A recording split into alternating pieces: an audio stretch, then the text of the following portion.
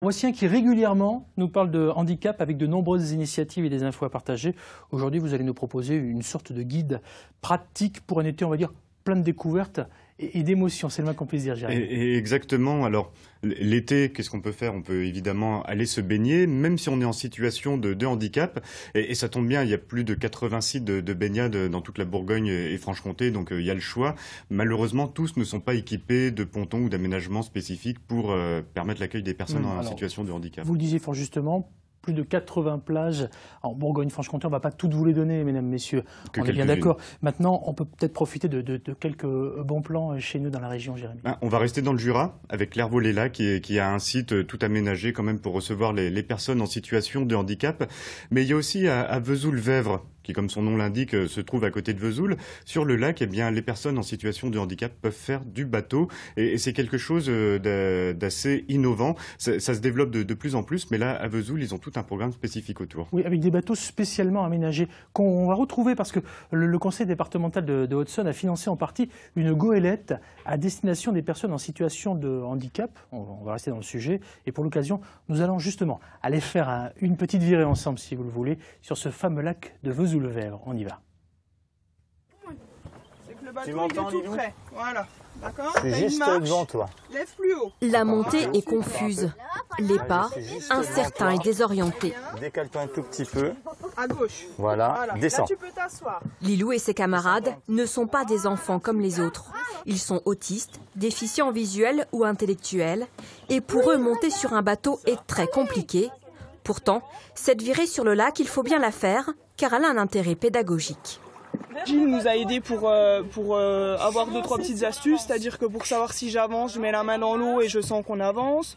On peut regarder s'il y a des vagues sur l'eau, on peut regarder dans les arbres si les feuilles bougent, on peut sentir sur le visage si on sent le vent dans notre direction, chercher justement à se mettre dans la position du vent. À bord, Alexandre s'est porté volontaire pour piloter la goélette jusqu'à ce bateau au drapeau rouge. Un dépassement de soi pas toujours évident. Bien, concentre-toi.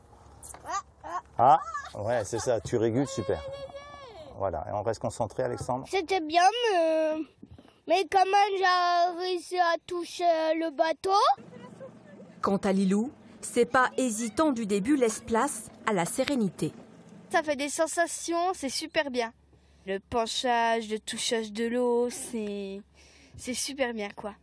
La goélette, elle aussi, est différente. Elle possède un moteur et a été aménagée pour les personnes en situation de handicap.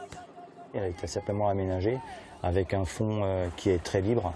On ne peut pas se buter, il n'y a pas de dérive apparente, il n'y a pas de puits de dérive, tout est caché. Le nombre de voiles aussi a été étudié, a été multiplié également pour que chacun puisse avoir une activité à bord. Financé en partie par le conseil départemental de Haute-Saône, ce bateau permet à ces enfants différents de profiter, comme tout le monde, du lac de Vèvre.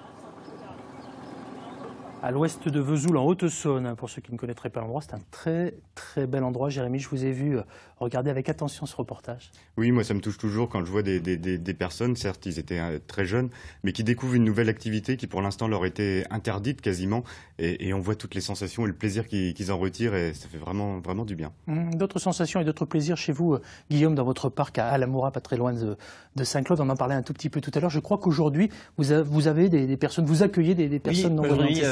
On a un groupe de Besançon, de mâles ou non-voyants, qui vont prendre plaisir dans le parc à Bout et sur le sentier pieds nus, accompagnés de leur éducateur. C'est 7 jeunes là, qui sont en séjour dans le Haut-Jura et qui vont profiter, donc c'est possible ici chez Gaïa.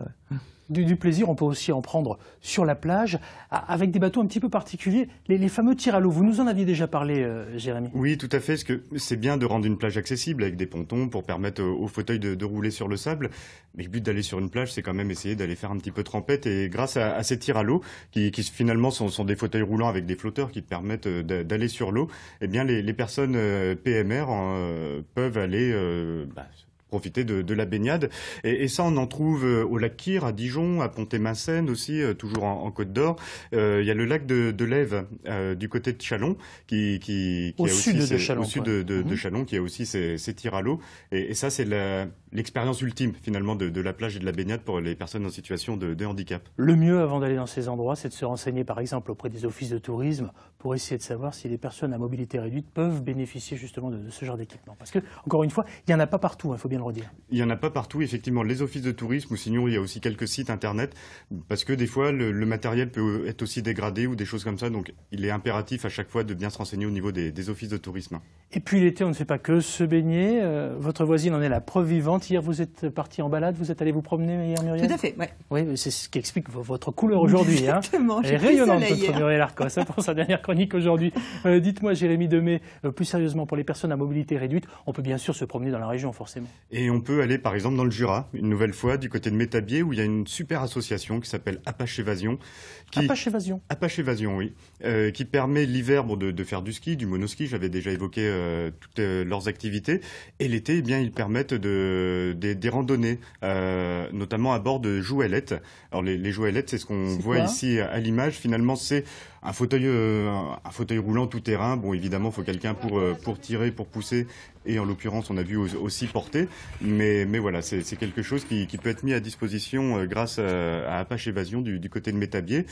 Apache Évasion permet aussi de mettre à disposition des quads. Parce que vous savez, en montagne, il y a des descentes quand même, ce qui est assez pratique. Le quad, en fait, c'est la personne handicapée s'installe dedans. Derrière, il y a un pilote. Donc il faut deux conditions, un pilote et évidemment des descentes. Et là, les sensations sont toutes offertes. Très bien. Il y a aussi des petites choses en Saône-et-Loire, je crois. Oui, il y a un chemin qui a été inauguré du côté du Creusot. Et il y a 22 km de balade, dont 2 qui sont spécifiquement aménagés pour les personnes à mobilité réduite. Ça se développe tout doucement dans la région, donc autant en profiter et autant soutenir ce genre d'initiative. Allez, avant de repartir en balade du côté des cascades du Hérisson avec Fabienne qui nous attend, je voudrais qu'on parle quand même de ces festivals qu'il y a, parce que c'est l'été, c'est l'époque des festivals. Est-ce qu'il y en a qui sont accessibles aux handicapés? Moi, je dirais oui, comme ça, parce que maintenant, c'est obligatoire. Oui, c'est de plus en plus obligatoire. On avait l'habitude de voir cette partie du public qui était réservée... les Eurocaines de Belfort, là. Oui, qui est réservée donc aux personnes à mobilité réduite. C'est une sorte de plateforme. Mais aux Eurocaines, ils ont développé une très belle initiative. C'est un petit village en fait qui sera réservé pour les personnes à mobilité réduite où on pourra trouver différents accessoires, mais aussi une buvette, un petit bistrot finalement, réservé ou en tout cas dédié pour les personnes sourdes ou malentendantes. Alors, on peut se dire, mais c'est bizarre quand même d'emmener des personnes sourdes à un concert. Eh bien si, parce que la musique, c'est avant tout des vibrations. Et les vibrations passent un petit peu partout, que ce soit par le sol, grâce à nos pieds, on ressent la musique et les personnes malentendantes ressentent aussi la musique et je trouve vraiment génial de pouvoir les inviter.